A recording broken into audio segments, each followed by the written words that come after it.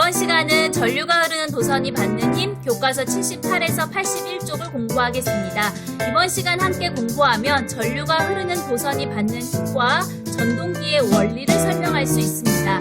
여기 두 개의 자석이 있습니다. 이 두 자석 사이에 작용하는 자기장의 방향은 N극에서 나와서 S극으로 쓱 들어간다입니다.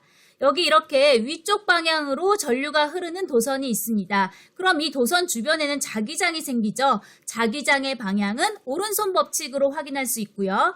이 도선을 자석 사이에 넣으려고 하는데 전류가 영상을 보고 있는 내 쪽에서 화면 안쪽으로 흐르도록 90도 꺾어서 넣어보려고 합니다. 그럼 우리 눈앞에서 도선이 이렇게 점으로 보일 텐데 전류는 내 쪽에서 화면 안으로 들어가고 있는 거예요. 이걸 우리는 이렇게 표시하기로 약속합니다. 이제 이 전류가 흐르는 도선을 자석의 자기장 사이로 넣어보겠습니다. 전류가 흐르는 도선 주위에는 자기장이 생기죠. 전류가 화면 안쪽으로 들어가는 방향이니까 이렇게 엄지손가락을 화면 안쪽으로 맞추면 내 손가락은 시계 방향으로 돌아갑니다. 즉 자기장의 방향은 전류가 흐르는 도선을 중심으로 시계 방향입니다.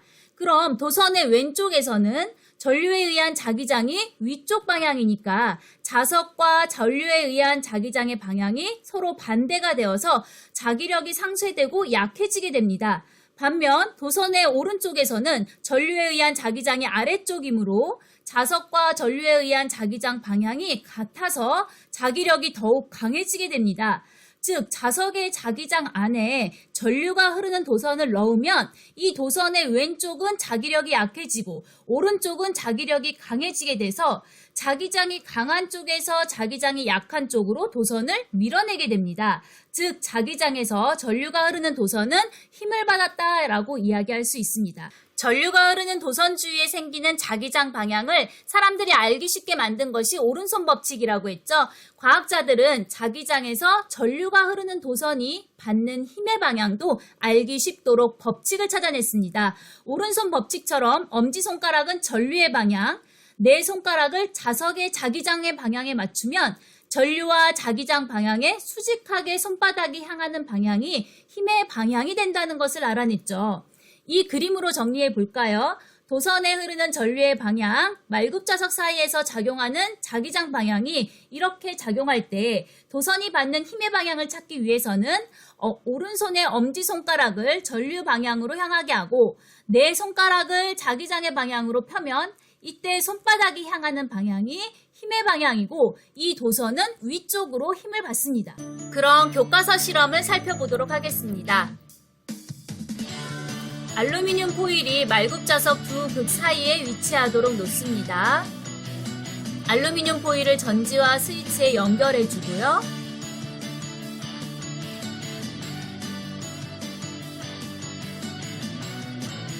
스위치를 닫고 알루미늄 포일을 관찰합니다. 전류 방향은 왼쪽, 자기장 방향은 N에서 S로 화면 안쪽을 향하게 하면 힘의 방향은 손바닥이 향하는 아래쪽이 됩니다.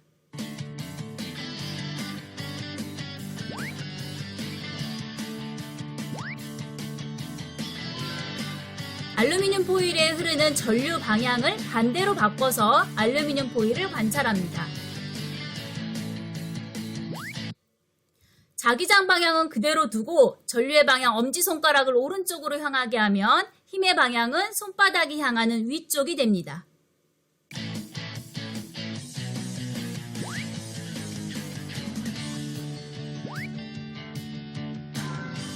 말굽자석의 극을 반대로 바꾸어서 알루미늄 포일을 관찰합니다. 자, 전류 방향, 엄지손가락을 왼쪽, 자기장 방향은 나를 찌르는 쪽으로 향하게 하면 힘의 방향은 손바닥이 향하는 위쪽이 됩니다.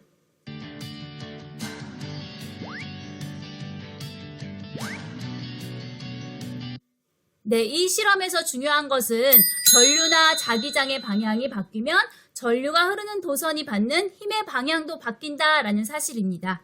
자, 수업 시간에 선생님이랑 보았던 근해 장치입니다. 전지의 플러스극, 마이너스극을 잘 찾아서 전류의 방향을 나타내면 이렇게 안쪽으로 들어가는 방향이고 자기장 방향은 아래에서 위쪽입니다.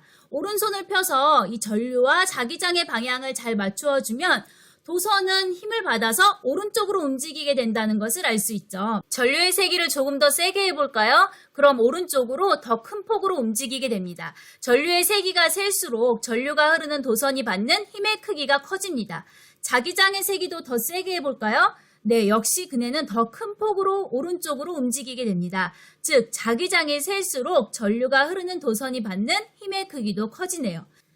이렇게 자기장에서 전류가 흐르는 도선이 받는 힘을 이용하면 뭔가 움직이게 할 수 있겠죠. 이런 장치로 전동기가 있습니다. 전기전, 움직일동, 기계기로, 전기로 움직이는 기계라는 뜻입니다. 전동기는 선풍기, 세탁기, 청소기, 전기자동차 등 여러 장치에 이용됩니다. 전동기는 자석과 코일로 구성되어 있습니다. 자석 사이에서는 이렇게 N극에서 나와서 S극으로 쓱 들어가는 방향으로 자기장이 형성되죠. 전류는 플러스에서 마이너스로 흐르죠. 코일의 전류의 방향을 표시해 보겠습니다. 그럼 전동기 코일의 왼쪽 부분과 오른쪽 부분에 흐르는 전류의 방향이 서로 반대가 되기 때문에 두 부분에 받는 힘의 방향도 반대가 되어서 코일이 회전하게 됩니다. 코일의 왼쪽 AB 부분이 받는 힘의 방향을 찾아보겠습니다. 오른손을 펴고 전류 방향인 엄지손가락은 화면 안쪽으로 맞추고 자기장 방향인 네 손가락은 왼쪽을 향하게 합니다. 그러면 손바닥은 위를 향하게 되죠. AB 부분은 위쪽으로 힘을 받습니다. 자, 코일의 오른쪽 부분인 CD 부분이 받는 힘의 방향을 찾아보겠습니다. 오른손을 펴고 전류 방향인 엄지손가락은 나를 찌르는 쪽으로 맞추고 자기장 방향인 네 손가락은 그대로 왼쪽을 향하게 합니다. 그러면 손바닥은 아래를 향하게 되죠. CD 부분은 아래쪽으로 힘을 받습니다. 자, 왼쪽은 위로, 오른쪽은 아래로 힘을 받으면 어떻게 될까요? 네, 시계 방향으로 회전하게 됩니다. 그런데 코일이 90도 회전하면 여기 정류자에 의해서 코일에 전류가 흐르지 않게 됩니다. 100m 달리기 할 때 결승선에 도착해도 딱 멈추지 못하고 관성 때문에 좀 더 가다가 멈추는 것처럼 여기서도 전류는 끊어졌지만 관성에 의해서 시계 방향으로 회전을 계속합니다. 반바퀴를 더 돌아오면 전류의 방향은 아까와는 반대가 돼서 처음과 똑같이 코일의 왼쪽에서는 위쪽으로, 오른쪽에서는 아래쪽으로 힘을 받게 되고 계속 시계 방향으로 회전할 수 있게 됩니다. 좀 전에 이야기했던 정류자를 살펴볼까요? 정류자란 가지런할정, 흐를류, 놈자를 씁니다. 코일에 전류가 계속 흐르려면 여기 브러쉬에 정류자가 계속 마찰되어야 되는데요. 이 부분이 파여 있어서 브러쉬에 닿지 않고 그러면 전류가 끊어지게 됩니다. 이렇게 전류를 끊어줘서 전류를 한 방향으로 흐르게 하는 장치인데요. 그럼 이렇게 파여 있는 부분이 없다면 이렇게 90도를 회전해도 여전히 전류가 흐르겠죠. AB 부분에 흐르는 전류 방향 지금 화면의 안쪽입니다. 이대로 계속 회전해서 다시 90도를 돌아간다면 AB 부분은 위쪽으로 힘을 받게 돼요. 그러면 시계 반대 방향으로 다시 돌아가게 되겠죠. 다시 반바퀴를 돌아가면 이번에는 다시 코일의 AB 부분이 위쪽으로 힘을 받게 되어서 시계 방향으로 회전합니다. 또 반바퀴 돌면 다시 시계 반대 방향으로 회전하면서 왔다 갔다 하고 한 방향으로 돌지 못하게 되는 겁니다. 코일을 한 방향으로 돌 수 있게 해주는 것이 바로 정류자의 역할입니다. 우리가 간이전동기 만들었죠. 그때 코일 끝 한쪽은 피복을 완전히 벗기고 한쪽은 반만 벗긴 이유가 바로 정류자 역할을 하게 하기 위한 것이었습니다. 전류의 방향을 반대로 하거나 자석의 극을 반대로 하면 전동기의 회전 방향은 반대가 됩니다.